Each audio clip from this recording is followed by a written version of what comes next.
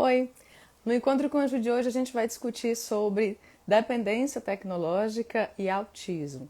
Esse tem sido um dos assuntos que mais a gente tem recebido mensagens e pedindo para a gente ter um momento para discutir.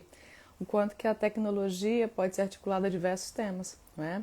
E aí eu convidei uma pessoa super especial para discutir esse tema, até porque foi temática também, né, da dissertação de mestrado, e ela tem uma trajetória linda, né, articulando o autismo, né, ou os autismos. A gente vai conversar mais sobre isso. E aí eu vou convidar a Brena Braga, não é, que tem uma trajetória linda, né, a Brena já entrou, e aí eu vou convidar a Brena, tá? Deixa eu ver. Brena, você solicita para entrar que eu vou te convidar, tá? Aqui. Ok. Isso. Tá, já te convidei. Veja aí o que é que aparece para você. Tá bom? A gente vai estar articulando justamente, né? Oi! Bom dia, boa tarde, boa noite quando vocês forem Olá, assistir. Oi, Brena! bom dia, Ju. Como é que você Bom tá? dia para quem está assistindo. Tô ótima, tô ótima. Maravilha. E Ah, você, tudo bem? tudo. Espero que todo mundo esteja bem aí também, né, gente? A gente vai fazer o quê? A proposta é fazer uma articulação como se estivéssemos numa roda de conversa, né? Tanto quem tiver aqui presente quiser colocar questionamentos, alguma ideia em relação ao tema, né? Seja sobre esse tema, fique muito à vontade para a gente conversar, tá bom? Então, de início, né, eu vou convidar a Brena para se apresentar um pouquinho. E a pergunta é, né? Oi, Vivi, beijo, né? Brena, qual é o campo que você tem atuado, né? Qual o significado do autismo para você? Vamos imaginar que tem gente aqui que talvez não entenda, não saiba, nunca ouviu direitinho os detalhes. E aí o convite é justamente para a gente fazer essa articulação, viu? Fica à vontade. Tá bom. Ju, obrigada pelo convite. É muito especial estar aqui com você e poder falar sobre esse tema, né? Realmente é um tema que me chama muito a atenção. Bem, eu sou psicóloga, né? Trabalho com infância, adolescência, com adultos também, né? Várias fases do ciclo de vida. Mas grande parte da minha formação tem se voltado para a infância e mais recentemente para a adolescência também. É um campo que eu venho gostando, né, de atuar. Atuo especialmente na clínica, mas já atuei em instituições também com crianças autistas, né, e daí também surgiu muito o interesse em trabalhar com as famílias de Uhum. pessoas autistas, né, e foi o que me levou até o mestrado, e do mestrado, isso também gerou muitos frutos que eu venho colhendo até hoje, né? Nesse trabalho aí de conhecer um pouco mais sobre o autismo, como o autismo interfere na vida familiar, né? Como é que a gente pode trabalhar fortalecendo as famílias para lidar com as adversidades, né? Fortalecendo os processos de resiliência. E, em especial, também com o trabalho individual, com crianças e adolescentes, né, vivenciando aí várias fases do ciclo de vida e que atravessam esse período de descoberta do diagnóstico, das relações interpessoais, quando entra na adolescência com sexualidade também. É um tema que vem despertando muito espaço na clínica. Exatamente, até porque a gente sabe que trabalhar com pessoas não é simplesmente você ter uma ideia e eu quero aplicar na vida da outra pessoa, porque isso pode ser uma ideia, né, rasa, superficial, e você pode inclusive prejudicar o desenvolvimento da vida de várias pessoas, né? Então é extremamente importante ter esse cuidado, essa atenção, né, de como você de repente vai intervir, vai acompanhar o processo, né, de vida daquela pessoa, porque muitas vezes seja criança ou adolescente, vamos pensar até no adulto mesmo, chega com um diagnóstico no consultório, né? E aí eu sou uma pessoa depressiva, né? E aí carrega aquela plaquinha da depressão, mas só que tem toda uma vida ali para ser pensada, ser trabalhada, né? Não simplesmente a ideia da taxação, da classificação, do crachá do diagnóstico, né? Toma aqui esse ticket, você é isso e pronto, né? Tem um desenvolvimento aí psíquico, social, que é extremamente relevante. A gente até discutiu essa Sim. semana no encontro com a Ju, né? com a Natasha Barroca sobre essa articulação com acompanhamento de famílias, crianças, adolescentes, só que a gente articulou dependência tecnológica. E aí eu queria te questionar também, assim, o que é que você pensa, né? Quais são os impactos? Como é que você tem acompanhado pessoas, né? Ou famílias que estão ali dentro desse cotidiano, né?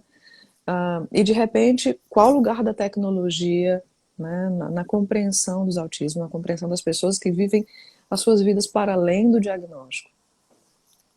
Sim. Bem, primeiro a gente pode até tentar falar um pouco sobre o que é, né, o diagnóstico de autismo, como Maravilha. isso vem afetando, inclusive, a compreensão das pessoas, não só familiares ou a própria pessoa autista, sobre o que é esse universo autista, mas outras pessoas interessadas em conhecer sobre o tema, né? Atualmente, o autismo ele é visto como um transtorno do neurodesenvolvimento. Ou seja, ele afeta aspectos importantes do desenvolvimento desde o comecinho ali da vida. Então, há estudos que mostram que, de fato, desde os primeiros meses, já é possível observar alguns sinais de que aquela criança ela tem um desenvolvimento atípico.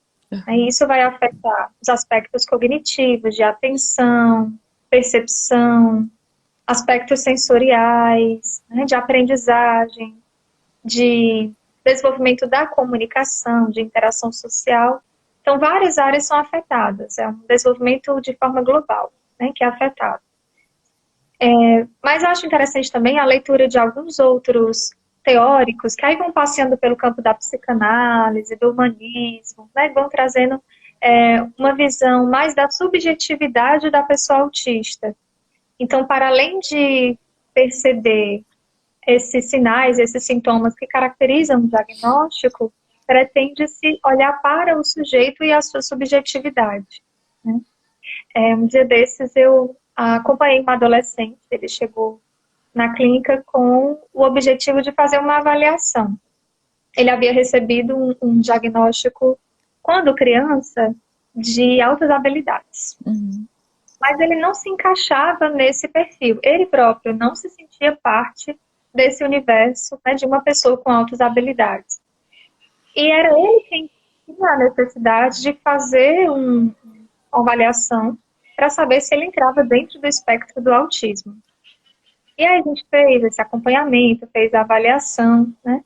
E de fato ele entrava dentro do espectro, mas para ele era um alívio isso, né? No sentido de que aquele diagnóstico ajudava ele a construir uma identidade, a pensar, não, agora eu sei onde eu me encaixo, e isso faz todo sentido para a construção da minha identidade. Isso explica as minhas dificuldades sociais, explica as minhas dificuldades na escola.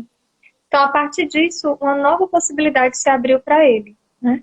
Não que aquilo limitasse as possibilidades de vir a ser dele, ou de espaços que ele pudesse construir durante a vida, mas porque ajudaria ele a compreender, inclusive, as limitações e procurar, né, novos espaços possíveis de desenvolvimento. Maravilha, porque muitas vezes ainda se tem um senso comum, né, de que existe um único jeito de ser, um único modo de vivenciar o autismo, né, como se você estivesse falando de uma limitação 100% da vida dessa pessoa, desse contexto, né, e quando você se depara com alguém tentando compreender-se, isso é fantástico, isso é fundamental, né? Inclusive para entender as buscas do significado de sim e de não, que são coisas que de início pode ser bem simples, só que nós sabemos que não é, né? Se posicionar socialmente tem sido cada vez mais delicado, né? E entender o que muitas vezes satisfaz uma pessoa e não satisfaz a outras, não é? Que nós não somos iguais, né? Que nós temos nossas diversidades, nossas diferenças, é gritante, é uma necessidade imensa, né? E o autismo é esse campo de múltiplas formas de existir, né?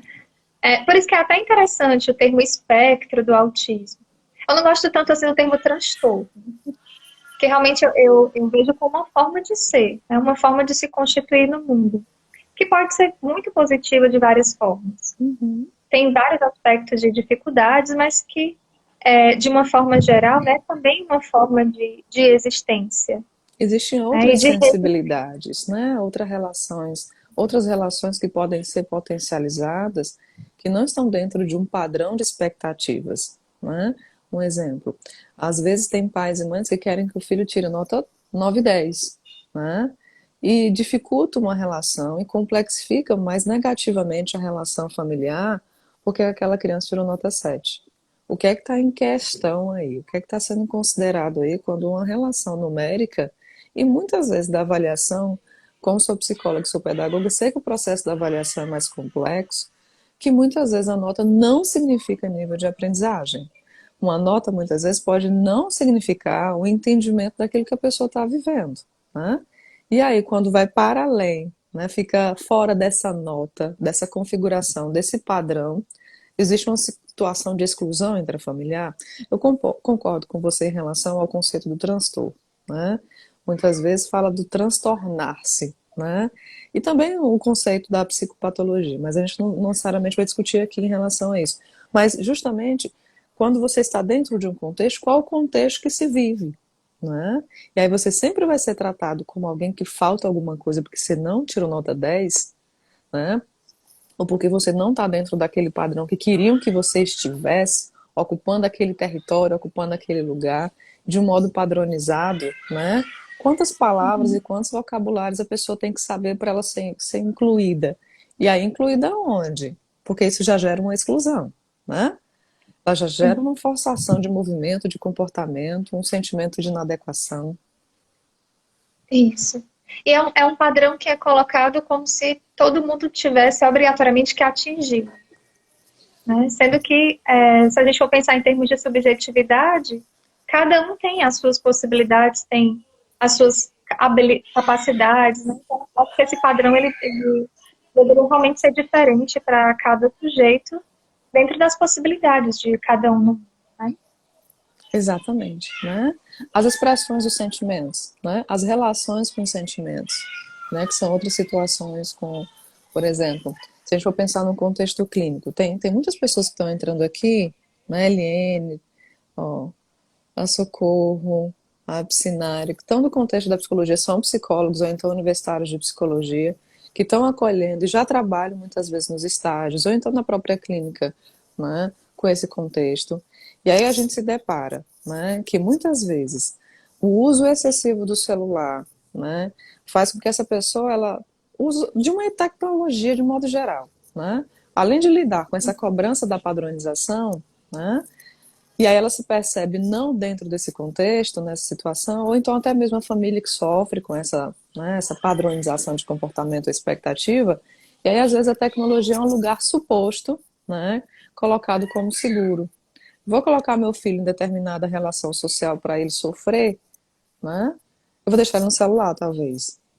Só que aí as famílias a gente muitas vezes tem que ir acompanhado, né? Esse processo de desromantização da tecnologia que está no celular não necessariamente é um lugar de segurança, né? Ou no videogame. Isso, eu escuto muito de algumas mães também sobre isso, de que às vezes, principalmente aquelas mães que acabam se sentindo sobrecarregadas com esses cuidados, né? Que é algo muito comum da gente encontrar no autismo. A mãe sendo a única cuidadora e, portanto, se sentindo sobrecarregada com os cuidados daquele filho, da casa, tendo que levar para acompanhamento de terapias, né? Tudo recai sobre ela. E aí elas trazem muito isso, mas ó, agora eu estou em casa, eu preciso cuidar da casa, né? O que é que eu faço?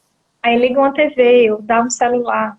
Às vezes precisa estar numa fila e a criança autista, né, já tem uma dificuldade maior de espera, né, tem uma impulsividade maior, o tempo é outro. Uhum. Né? Então ela dá um celular ali para ver se a criança fica mais pacientemente esperando aquele momento. Então acabam utilizando esses recursos como uma forma de facilitar a própria vida, digamos assim, né?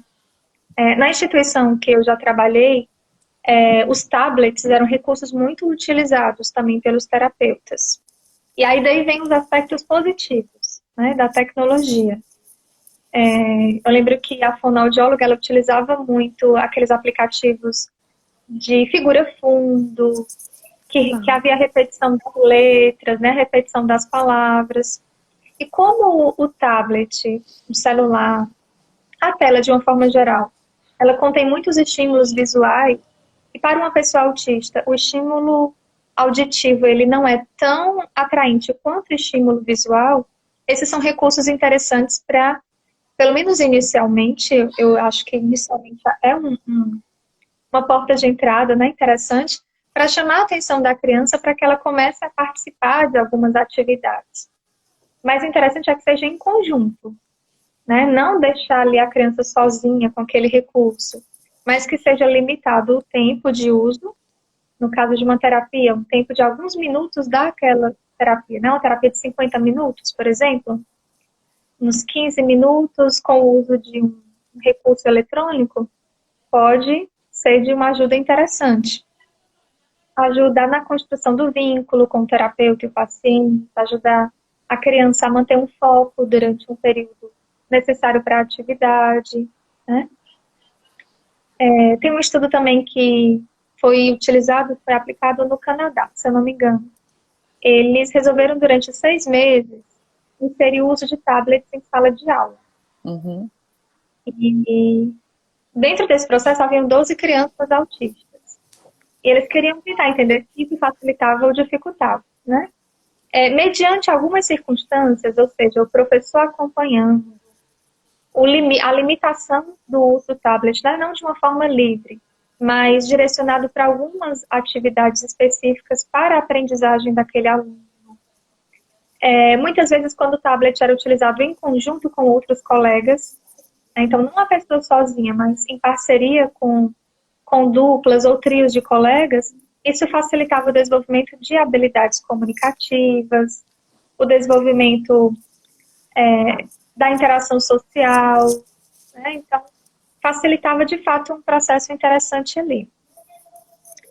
Mas isso utilizando de uma forma em parceria. Então, não só aquele recurso isolado, mas possibilitando como se fosse uma ponte, né, de interação Pronto, a entre a palavra, pessoa e o terapeuta. palavra-chave, o processo da interação. Quando a criança ela consegue interagir com aquele aparelho, com aquela ferramenta, com aquela metodologia, tecnologia, no caso, né?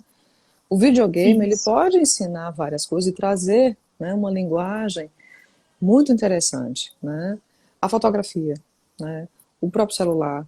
Mas como é que a gente vai entendendo que a gente utiliza a tecnologia como um aliado, né? E não necessariamente um lugar que a gente vê o processo de desenvolvimento de passividade frente àquela tecnologia, né? A criança ela pode, Uhum. né? Muitos adultos até, eu estou precisando não pensar, vou assistir alguma coisa, né? Como se a gente tivesse um processo aí que desliga um pouco, né? Esse pensamento, essa cobrança, essas ações, enfim. Então, quando a tecnologia ela é utilizada, e aí tem alguns estudos também, estrangeiros que vão pontuar e vão questionar, já temos estudos aqui no país falando um pouco sobre isso, né? Sobre mídias, as mídias interativas que elas possibilitam, elas potencializam e quais realmente efeitos, né? Na intervenção e na qualidade do desenvolvimento educacional de crianças e adolescentes, né? A interação ela precisa ser, né, relacional, porque nós nos Isso. desenvolvemos na relação, nessa composição que ela está ali, em interseção com as diferenças dos outros, desde aquilo que a gente estava falando, de fugir dos padrões, até termos dentro de uma sala 5, 10 crianças, muitas realidades no Brasil 30, né? Depois da pandemia, essa tentativa de se ajustar, depois não, ainda na pandemia, nessa tentativa de quantos alunos a gente coloca em sala, como é que isso acontece, mas é entendendo que o outro tem um tamanho, tem uma fala, tem um tom, tem uma condição de expressão de vida diferente, né? E que não Sim. necessariamente é simplesmente negativar a relação do outro. E aí a tecnologia, se ela fica, né, no lugar de supremacia e não há interação, como é que há o desenvolvimento? Isso. Né? Que é esse o aspecto negativo dela, né? Quando ela é utilizada de forma isolada, ela pode justamente ter o efeito contrário do que talvez seja proposto. Que, vamos pensar, o desenvolvimento de tantos aplicativos, né, tantos aplicativos educativos, tantos recursos interessantes da tecnologia, A gente pode pensar que elas estão aqui para facilitar a nossa vida, né? Uhum. Favorecer, então, o processo de desenvolvimento.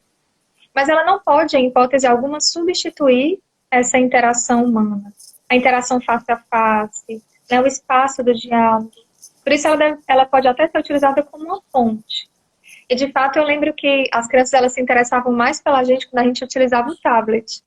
Né? Assim, então, parecia que era elas já reconheciam não como o espaço da terapia como um momento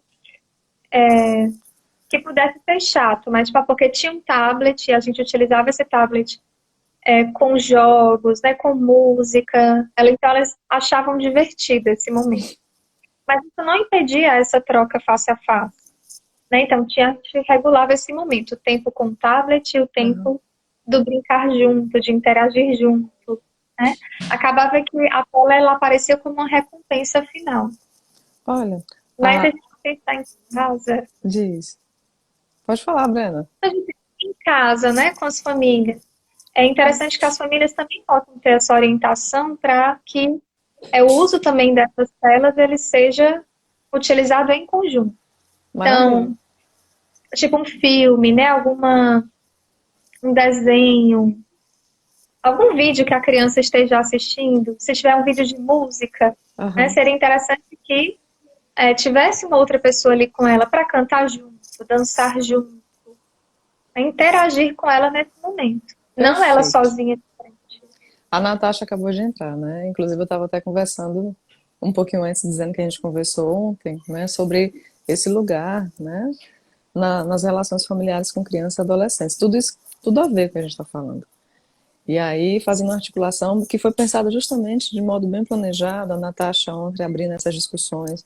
Hoje a gente pensar na relação com o autismo e o quanto que essa tecnologia, ela pode sim, ela pode se tornar muro, não é isso que você estava falando. Né? Ela pode se tornar um lugar de paralisação de ideias, de paralisação de desenvolvimento de interação. É por isso que a gente tem que estar muito atento, né? Quanto que o uso exagerado, ela vai ofuscar o desenvolvimento, quanto que o uso intenso, ela atrapalha o desenvolvimento e não possibilita, né? E aí tem vários conceitos, dependendo da abordagem, florescimento, né? A expansão do nível de consciência, perspectivas mais comportamentais, de aprendizagens, né? Vicariantes e mais. Mas independente da abordagem psicológica, entender que a tecnologia ali ela é uma ferramenta para potencializar nosso desenvolvimento, mas que ela também é muito potente para levar ao aprisionamento. Então, o uso entre o saudável e o adoecido é um limiar de atenção muito próximo, né? Breno, não sei se você já viu o, o, o robô que a Amazon, né, fez, que se chama Astro. Né? É bem atual, foi lançado agora em setembro, né, recentemente. Na verdade, é uma ideia inicial desde o ano passado, tem já essas propostas, e ele não ainda está para venda, né? Mas alguns poucos, né?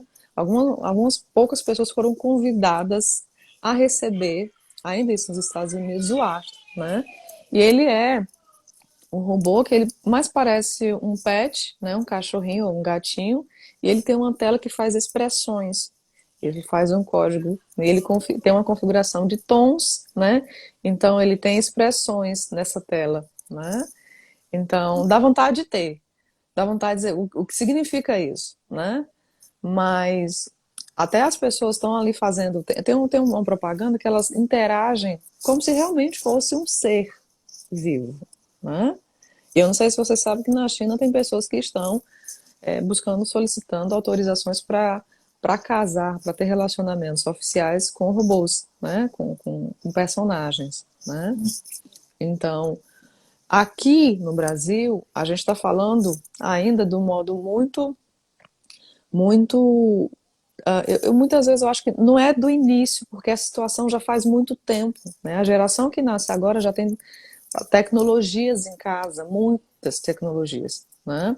É como que nós, dependendo da geração, principalmente de profissionais, sabemos lidar com essas tecnologias, aplicar no consultório, né? Porque a gente pode brincar com o nosso cliente utilizando uma tecnologia, mas e aí? É só isso aí?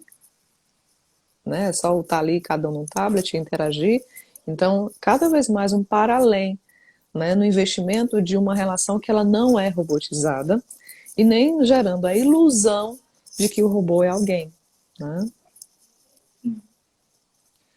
Por isso que é importante o objetivo terapêutico estar bem proposto, né? Você saber Perfeito, por que que você vai utilizar aquilo, por que que perfeito. vai utilizar aquele aplicativo.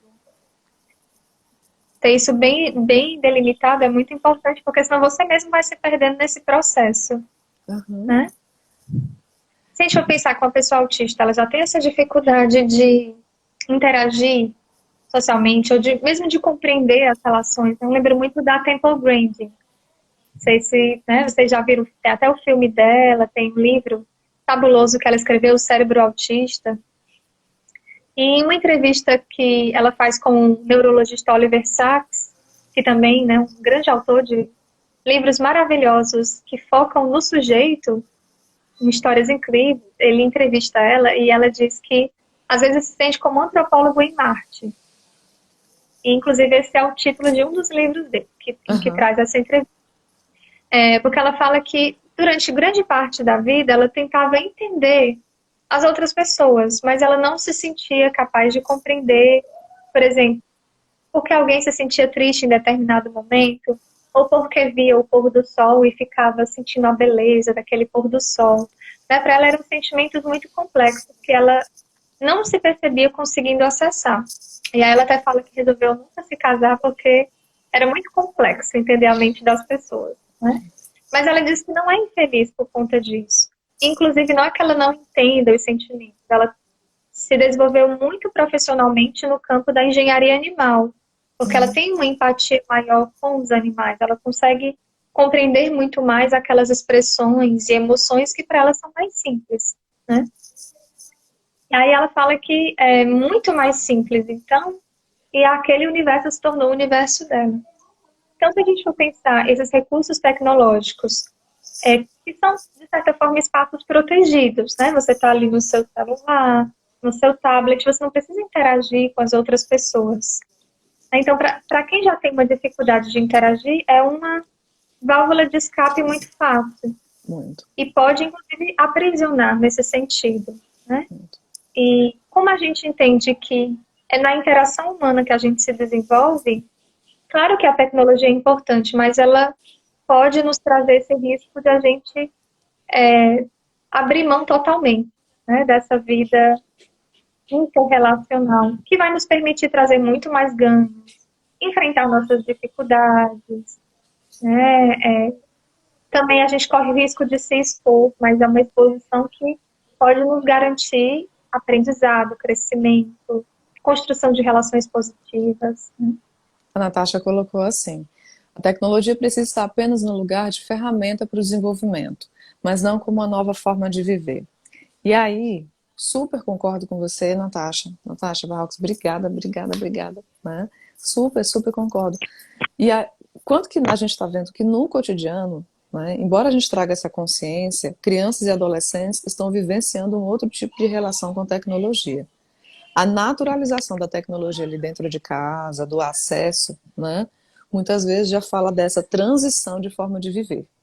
Da forma de viver em que eu prefiro me relacionar com esse tipo de tecnologia do que necessariamente com outras pessoas, né?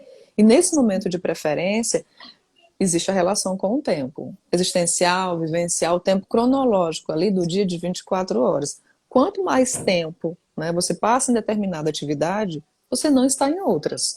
Isso é fato. Então, que tipo de uso e desuso, desde o processo de movimentos sinápticos, movimentos corporais físicos, né, relação com os próprios sentimentos, você está potencializando o desenvolvimento. Desenvolvimento da fala, da linguagem, das palavras ditas, né? O quanto que Isso. alguém aqui não já ouviu que em outros momentos minha mãe, meu pai, minhas mães, meus pais, enfim, me mostravam dicionários, a gente brincava disso de palavras, de mímica para entender a reação do outro. E as gerações atuais brincam com quais mais tipos de jogos, né? Então isso é um questionamento que fala de transições intergeracionais. E tem uma proposta, né, de investimento muito forte, muito pesado, né, das tecnologias, tanto automobilísticas, de computadores, né, da roupa né, do tênis até, enfim, os nossos computadores, né, de um universo de comercialização muito forte, né, do consumismo muito forte, né. Eu estou fazendo vídeos no meu YouTube, no meu canal, mostrando as coisas que eu tenho e que eu acabei de comprar, né? Quanto que eu estou lhe dando uma dica de algo que pode ser legal, o quanto que eu estou dizendo compra, porque se você não comprar, você não está dentro daquele padrão que a gente estava conversando antes, né, Breno? Então tem toda uma transformação que vai de como se vê consumo, de como se desenvolve linguagens, né? De como se desenvolve sentimentos, empatias, né? Quando que muitas vezes as relações com as pessoas estão em que lugar, né? Mais presentes ou não. Sim. E aí falando dos perigos na internet. Vamos pensar aqui, o Marcone, a Natasha, Valesca, Elisa, né, Karine, o Cauã. Quantos que já vivenciaram a situação de cyberbullying, né? Ou medo, ou quanto que a gente não já viveu uma situação de talvez uma fala negativando a nossa posição, ou cancelamento e tudo, e às vezes isso é dito de forma agressiva. Uma pessoa que vive em contextos, né, em que a gente fala do a pessoa que vivencia o universo autista, como é que ela também está segura nessa situação, né, para vivenciar uma situação de perigo da internet. Gente, vocês estão ouvindo a Brena? Estão me ouvindo? Brena? Oi. Então eu acho que talvez a internet dela caiu, ou a minha, eu estou falando aqui para vocês, não sei se vocês estão me ouvindo. Quem puder, me confirma, tá? Se estão me ouvindo. A Brena caiu, mas talvez ela já consiga voltar, tá bom? Vou fazer o convite aqui novamente para ela. Aqui, eu já estou convidando. Obrigada. Roberta, beijo, obrigada. Oi, Ai, voltou. caí. Não, tranquilo. Tecnologia está aí para justamente a gente, né, dar conta é hoje, né, da gente aprender mesmo essa desenvoltura, né. Valeu, Natasha. Estão vendo a Brena agora, gente? Ela retornou aqui para mim. Tá comigo. Breninha, acho que tá caindo, né? Oi, Suzana, ok, oi. Obrigada, gente. Então vamos seguindo. Aí eu vou fazer novamente o convite para ela entrar. Entrou? Entrei. Oi, Os, pronto. os momentos, os momentos de instabilidade, né, da tecnologia aqui. Uhum. Muitas vezes as lives estão sendo realizadas no meu dia, né? Então depois a gente até monta outros horários também. Pensei em fazer uma de madrugada na próxima semana, só para experimentar. Eu sou notívaga, então. Brincadeira. Pronto. Nesse contexto dos perigos da internet, né? Como é que você vê a pessoa que vence o universo autista? Já está ali naquele contexto de o caso que você disse, né? O meu cliente, não, ele estava tentando se entender, né? E aí ele passa por Sim. situação de risco e perigo, né? E até é de compreender, né, Ju, assim, porque, por exemplo, essa era do cancelamento, como você falou, ela mexe muito com uma pessoa, mesmo que ela não tenha alguma questão do desenvolvimento, né, o fato de você, né, esse cancelamento, essa sensação de não existência, né, de você não ter um determinado aplicativo, não ter uma determinada rede social e se sentir excluído desse universo, né? Então, para uma pessoa que já tem essa dificuldade de interação, quando ela aprende a construir com esse campo tecnológico uma interação mais profunda, né, como se fosse realmente não de um eu com uma coisa, mas realmente de um eu com outro universo, né, que pode ser que o compreenda, que tem espaços de coisas que o atraem, que o ajudam a encontrar, inclusive, recursos e palavras para se expressar. Né? Como o caso desse paciente que eu falei, ele utilizava muito o Twitter.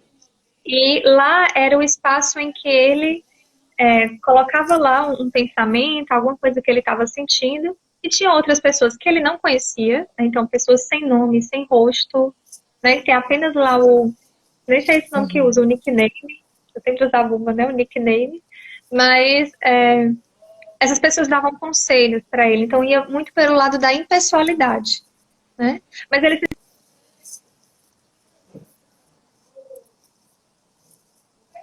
Oi. Eu acho que a Brena caiu de novo. A internet deve ter dado uma quedinha. E aí eu vou dar continuidade, que eu acho que o que ela estava trazendo, né, é de muitas vezes uma pessoa se colocar diante, seja do Twitter, né, do Instagram, né, enfim, de uma rede social, e estar ali atenta e aberta para ouvir o que outras pessoas estão para dizer, e que muitas vezes essas indicações e falas, elas não necessariamente alcançam, né, ou conhecem a seriedade do que está sendo dito, ou então fazem provocações realmente, né, que vão tocar em situações que coloquem o outro em situação de estabilidade. O que é que eu quero dizer com isso? Né? Eu não sei de quantos vocês aqui já acompanharam pessoas, ou já passaram por uma situação, o cliente de vocês no consultório, enfim, Juliana, coloquei uma ideia, coloquei um pensamento, né? E de repente uma pessoa colocou uma opinião totalmente contra, isso me machucou, me gerou muito sofrimento. E aí intensifica mais ainda, né, a situação que já está sendo vivida ali, né, de sofrimento, de desconforto. Gente, só me avisem se vocês estão conseguindo me ouvir, tá? Ok? Pronto, Breno tá aqui. Oi, Breno. tô só indo e voltando aqui. Mas tá tranquilo. Oi, diga. A história do Mas, Twitter, né? né, ele utilizava isso muito como um recurso para ajudá-lo, mas ao mesmo tempo estava substituindo as relações reais dele. Então ele se sentia seguro em se abrir para pessoas que ele não conhecia e que não conheciam nada sobre ele, que não conheciam o rosto dele, né? E enquanto isso, a família tinha dificuldades em saber como ele se sentia, tinha dificuldades em compreender esse universo dele. Ele também estava passando por dificuldades na escola, de não conseguir interagir socialmente com os colegas, né? Então, o risco é de que ele adentrasse nesse universo e ficasse dependente completamente dessa relação. Acompanhei uma pessoa durante um tempo, né, em que ela colocava na internet, né, a seguinte frase: hoje é o dia mais feliz da minha vida, né? Só que aí, quando ela colocava, hoje é o dia mais feliz da minha vida, eram situações de crise, né? E essa relação de expor alguma coisa que não estava sentindo intensificava o próprio sofrimento. Como assim? Né? Como assim, Juliana? O que é que você está querendo dizer com isso? A pessoa diz que está feliz, ela não está feliz, ela coloca na internet que é o dia mais feliz da vida e isso vai intensificar o próprio sofrimento? Vai. Na verdade, ela estava fazendo de propósito, né? Justamente para colocar em evidência, né, a dificuldade e os conflitos das relações sociais. Vocês conseguem me ouvir, gente? Só confirmem, tá? Por favor. E aí, quando essa pessoa ela colocava na rede social que ela estava vivenciando um dia extremamente feliz e maravilhoso, só que não era, ela dizia muitas vezes assim: Juliana, você está vendo? Né? Tá vendo que quando eu digo que estou feliz, as pessoas comentam o meu post. Mas elas não perguntam se eu estou triste. Elas não perguntam se eu estou num momento difícil. Né? E aí existem vivências de comorbidade, por exemplo, a depressão, uma dificuldade, por exemplo, de ter desenvolvimento a curto, médio e longo prazo de um projeto, que já te coloca no lugar de inadequação, porque você não consegue fazer uma coisa, ou não consegue estar ali dentro daquela positividade tóxica de que você deve ser a pessoa feliz e positiva e conquistar tudo o que você deve conquistar na vida. Porque nós sabemos que essa realidade ela é totalmente inválida, ela é excludente, ela gera adoecimentos. Vocês estão conseguindo me ouvir? Me confirmem, tá? Me confirmem aí, tá bom? Estamos ouvindo. Conseguem me ouvir? Perfeito, perfeito, perfeito, perfeito. E aí, Brena, a tua imagem tá paradinha pra mim, viu? Pensei que você tivesse caído. Ainda estou aqui, Oi. é porque ainda Tá estou aqui. certo, maravilha, combinado. Então, quando a gente pensa nesse contexto, né, a gente olha como ela entrou, como essa pessoa entrou no movimento, né, de gerar uma turbulência emocional que intensifica a própria dor. Então, nós não sabemos a extensão de uma palavra dita na internet. Nós não sabemos do efeito, impacto emocional na vida de alguém quando algo é dito na internet. Por isso que é tão sério, é tão grave, é tão emergente que cada vez mais psicólogos se, eu digo muitas vezes, se preparem, se organizem, se dediquem a entender, porque a gente está diante de uma possibilidade de um terreno muito minado, né? Que vai alcançar várias vidas e vários contextos. Breninha, tá me ouvindo? Brena, vocês estão Oi, me ouvindo? tô Oi. te ouvindo.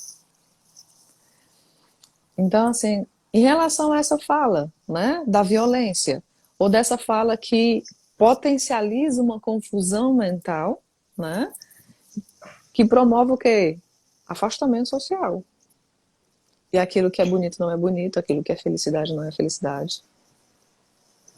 Isso, e quando a gente tem esses recursos psíquicos, né, para compreender essas situações, entender que aquilo às vezes é fruto de um momento, ou é fruto da opinião de uma ou poucas pessoas, né? Isso, a gente ainda tem um certo sofrimento em torno disso, mas consegue conversar com outras pessoas, se reorganizar, pensar sobre isso. Mas quando a gente não tem tantos recursos internos, isso entra como uma verdade, né? Uma verdade que diz sobre a gente, uma verdade que muitas vezes pode limitar as nossas possibilidades, né? Inclusive da forma com que a gente se vê, da forma com que a gente entende o mundo. Isso pode levar ao isolamento, de fato, como você colocou, né? A pessoa pode sentir aquilo como verdade sobre ela, não se abrir para outras pessoas e se fechar nisso. E aumentar, então, esse sentimento de vazio, né, de tristeza, de menos-valia em torno daquilo que é colocado, principalmente se for em termos de negatividade. Além da visão comercial, aquela visão construída pela rede social de falsa felicidade, de todo mundo estar sorrindo, um post, de uma vida maravilhosa, com todos os boletos pagos, né? Uhum. Como Da riqueza, de né? fora da riqueza, né? De estar todo mundo bem. Quando, na verdade, principalmente nesses últimos tempos, estamos todos enfrentando as nossas tsunamis emocionais, né? Exatamente, né? E muitas vezes o processo de aceitação de si ele é fundamental, né? O que é se perceber, né, no universo autista? O que é, né, se colocar como psicólogo para acolher pessoas dentro desse contexto, né? E a gravidade de olhar para esse cenário em que a tecnologia ela pode ser utilizada facilmente como algo que potencializa desenvolvimento, mas também muito facilmente, rapidamente, como algo que pode devastar. Não vou chegar nem a falar de sintomas, por exemplo, como delírio, como alucinação, né? Simplesmente eu vou dizer o quanto que uma palavra ela não tem tom. A gente pode escrever aqui, bom dia. E algumas pessoas, talvez ao me conhecerem, sabem que eu posso dizer bom dia, né? E outras bom dia, né? E essa Sim, tonalidade não existe na palavra. Quando a palavra está sendo escrita no texto, está sendo colocada em um texto, em um discurso, e cada vez mais objetivo, né? Cada vez mais com siglas para a gente entender qual é ali o enlace que acontece, né? Qual é ali a relação que acontece que vai dar aprovação, negação, né? Por que é que a gente tem olhado tanto para a palavra cancelamento? Se socialmente, quem se exclui, quem exclui, né? Quem passa pela situação de exclusão social porque está dentro de um contexto. E aí, muitas vezes, famílias, escolas, sociedade, ao não saberem lidar com o contexto autista, às vezes assumem um lugar de exclusão. E a sim, tecnologia pode ser um lugar também dessa reprodução de exclusão social. isso. Né? E como você colocou, né, Ju, assim, essas nuances da comunicação, que a gente se comunica com a expressão corporal, né, faz um gesto, uma expressão facial, e é justamente nessa dificuldade que a pessoa autista já tem, né, de compreender todas essas outras nuances da comunicação.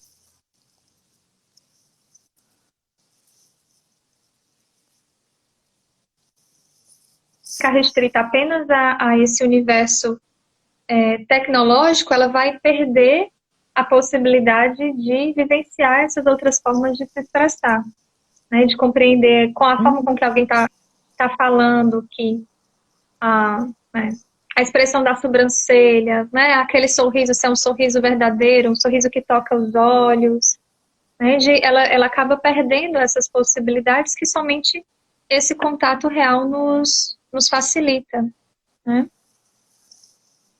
Exatamente. Né? A valorização das relações humanas, o processo de humanização, principalmente no âmbito da profissão psicologia, de modo geral, né? Ela é berço para a nossa geração, ela é berço da história da humanidade, ela é berço, né? Ela é raiz, antes mesmo de ser berço, ela é raiz, né? Para a nossa composição enquanto seres humanos. E aí a tecnologia, ela é um aparelhamento, ela é uma ferramenta, ela é uma alternativa para, inclusive, saciar algumas necessidades. Mas, se a maioria das nossas necessidades está ali direcionado às tecnologias, está falando de uma transição muito radical, que isso gera situações de adoecimento. E aí pode-se ter alterações cognitivas, alterações de linguagens, alterações comportamentais, alterações de perspectiva de mundo, né, de relação dos sentidos da vida, tudo a partir do quanto que a tecnologia ela pode ocupar uma dimensão e qual dimensão na vida de qualquer pessoa. Assim Brena, como consegue acontece me hoje, ouvir? tô te ouvindo. Aham. Pra mim não parou, espero que a internet tá horrível. Mas assim, assim como a gente, né? Vamos pensar, você tá conversando com alguém, essa pessoa tá sempre conectada no celular, né? Sempre com a cabeça baixa. E a gente deixa até de perceber como as outras pessoas que estão ao nosso lado estão se sentindo, né? Uma escuta, né? Às vezes eu vejo assim num restaurante, vários amigos reunidos, mas cada um com o seu celular. E às vezes até conversando entre si pelo WhatsApp, né? Trocando memes, trocando figurinhas, mas eles estão ali lado a lado, mas é como se não estivessem, né? Uma vez alguém me perguntou se as tecnologias elas não favoreceriam também o desenvolvimento do autismo. Esse exagerado, né? Assim, esse uso exagerado da tecnologia. Aí faz muito sentido. O termo que se utilizou foi autismo tecnológico, né? Não que, de fato, possa desencadear o transtorno, né, do autismo, a entrada no espectro, mas é possível que promova o desenvolvimento. Gente, não estou conseguindo mais ouvir a Brena num assunto extremamente importante. Vocês estão ouvindo? Deixa eu ver, eu acho que a Brena caiu, né? Brena, tá caindo a sua fala. Espera ainda. Eu vou te chamar de novo para entrar, para ver se Tá bom. restaura, porque essa fala é fundamental. Ó, tenta entrar. E aí a Roberta colocou até uma ideia, né? Não caiu não, Maria? Tá dando para ouvir, né? A Roberta colocou: percebo que a comunicação nas redes, a cada dia, tem que ser mais delicada. Às vezes, quando comunicamos algo, tem gente que entende totalmente o contrário, como ofensa ou oposição. Exatamente. Vocês estão conseguindo ouvir a Brena? Brena, você está aí? Eu tô aqui, para mim não caiu ainda. Ah, então ótimo. Então pronto. Brena, fala um pouquinho mais sobre isso, que essa é uma grande dúvida que muitas pessoas têm. Ah, a tecnologia, né, faz com que a pessoa tenha, é uma coisa que ela tem, né? É uma coisa que ela desenvolve, a tecnologia faz com que pessoas sejam autistas. Por favor, fala isso que você estava discutindo. Então, o termo, né, que eu já escutei ouvir falar é o autismo tecnológico. Não que a pessoa entre dentro do espectro autista, já que é um transtorno que se inicia ali no comecinho da vida, né?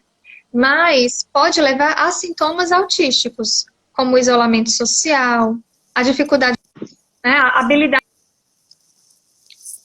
de comunicação, por exemplo, que a gente só aprende no tete a tete, ali conversando, né? Então, o uso exagerado da tecnologia pode dificultar o desenvolvimento dessas habilidades. Então, não é que a pessoa vire autista, mas ela pode ter sintomas autísticos, digamos assim, né, que estão relacionados ao transtorno. Intensa fala, intensa, e assim, eu acho que a gente pode montar outro momento até para falar mais sobre isso, né? Por quê?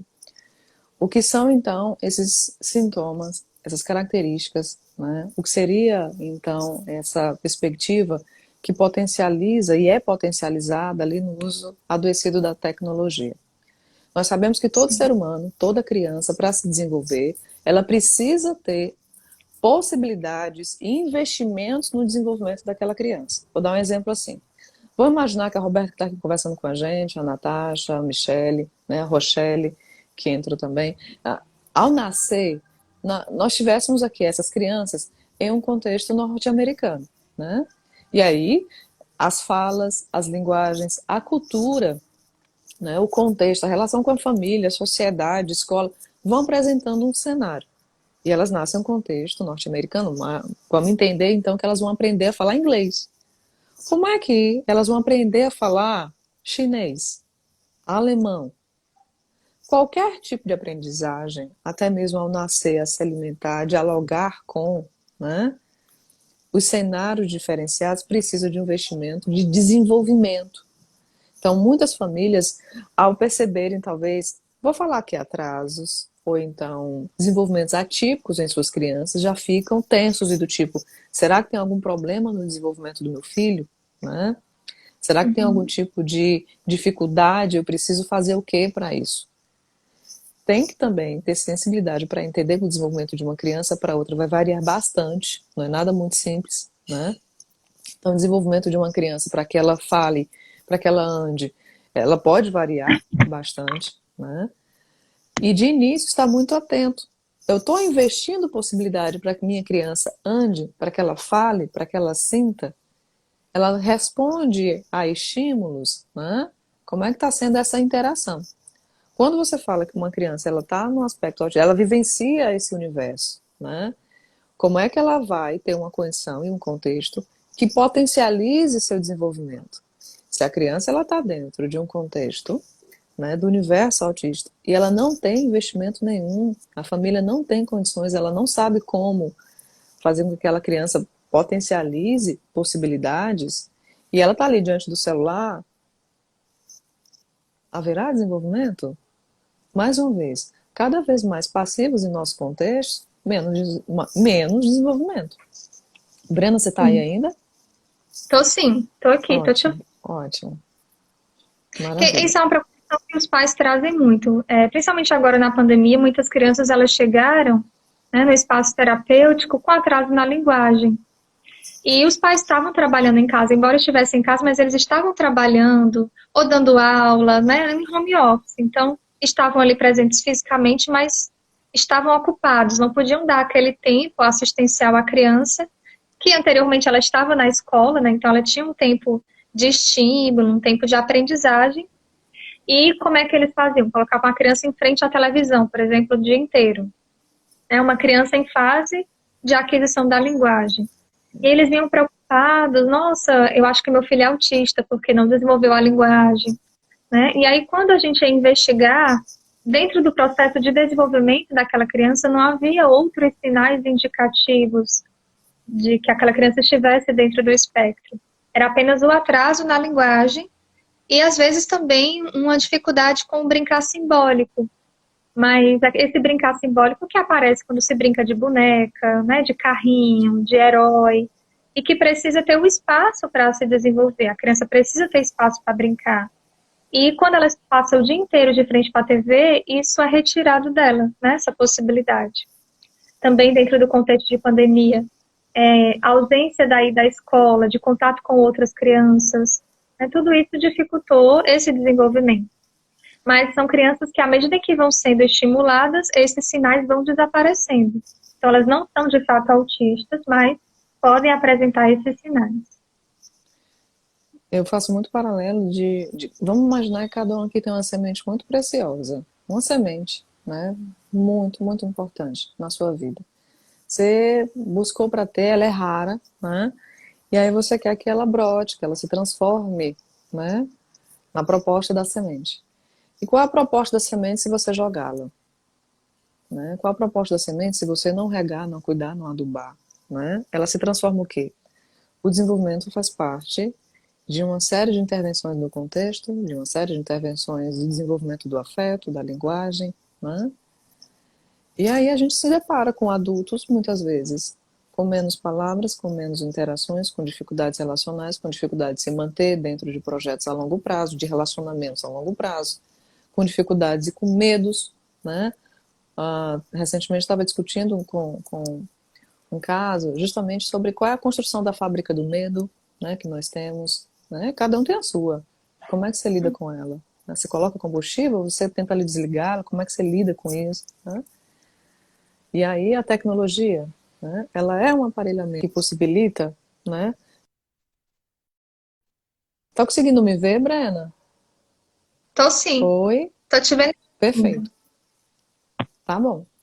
Né? Como é que possibilita, então, esse campo de desenvolvimento e não, né? Não de muro, com construção de muros, construção de relações passivas, né? Sem interação nenhuma, né?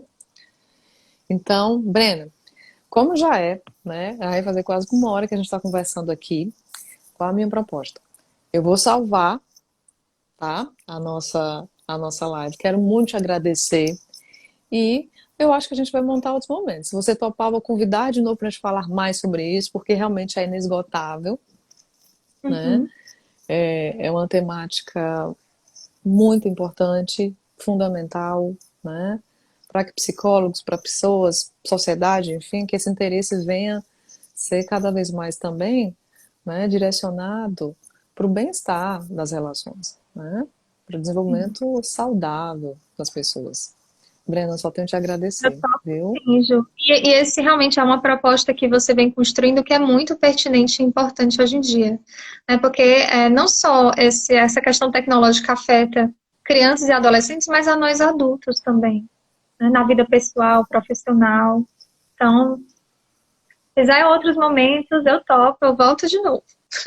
Vamos sim fazer, porque a ideia é essa, é conversar sobre, é trocar as experiências que são extremamente preciosas. Você trabalha com isso, né? Você vive esse contexto, não é simplesmente algo que a gente achou, achei essa frase escrita no chão e pronto. Não, a gente está falando de trajetória de anos da vida envolvida, né, eticamente, com o cuidado, né, de entender, de estar ali dentro de contextos de vida. Brena, Braga, muito obrigada, viu? Um beijo no coração. Gente, obrigada a todos que participaram, tá? Um beijo. E hoje à noite a Obrigada, gente ainda Ju. vai ter mais encontro, viu? Beijo. Beijo, Brena. Beijo. Tchau, tchau. Obrigada. Tchau, tchau. Eu que Obrigada, agradeço. gente.